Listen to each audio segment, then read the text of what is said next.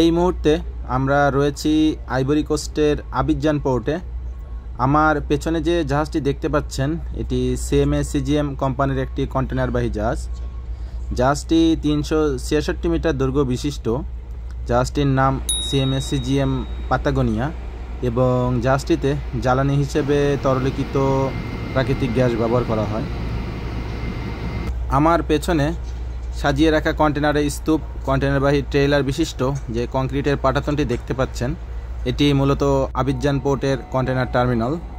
তো আজকের ভিডিওতে আমি আমার জাহাজের কন্টেনার ডিসচার্জ করার প্রক্রিয়াটি দেখানোর চেষ্টা করব। এই মুহূর্তে দানবাকৃতির যে ক্রেনটি দেখতে পাচ্ছেন এই ক্রেনগুলোকে বলা হয় গ্যান্ট্রি ক্রেন। এগুলো কন্টেনার লোড আনলোড করার সময় বন্দর থেকে ব্যবহার করা হয়। কন্টেনার লোডিংয়ের ক্ষেত্রে প্রথমে কার্গো হোল্ডের ভেতরে লোড করা হয়, পরে অন ডেকে লোড করা হয় এবং কন্টেনার ডিসচার্জ করার সময় ঠিক তার উল্টোটা ঘটে।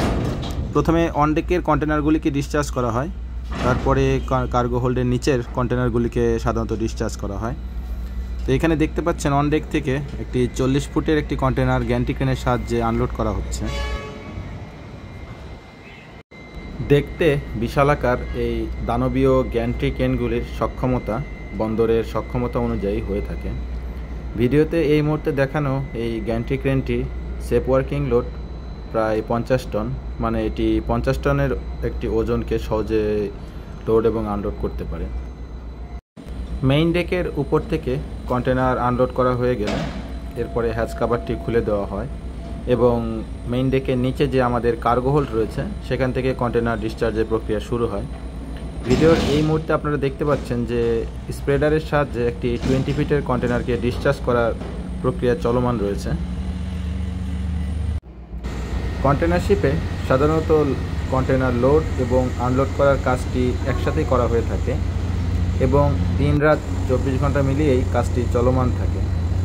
কন্টেনারের লোড এবং আনলোড প্রক্রিয়াটি খুব দ্রুত হওয়ার কারণে কন্টেনার শিপগুলি বন্দরে খুব অল্প সময়ের জন্য থাকে।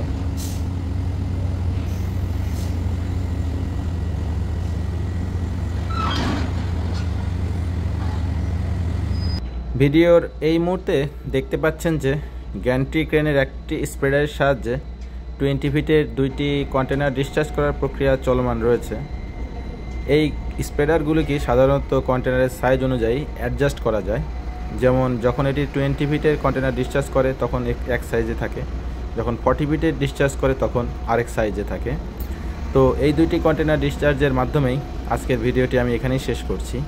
আমাদের পরবর্তী গন্তব্য ক্যামেরুনের দোয়ালা পোর্ট। সেই পর্যন্ত সবাই ভালো থাকবেন, সুস্থ থাকবেন। আবার দেখা হবে নতুন কোনো ভিডিওতে। ধন্যবাদ সবাইকে।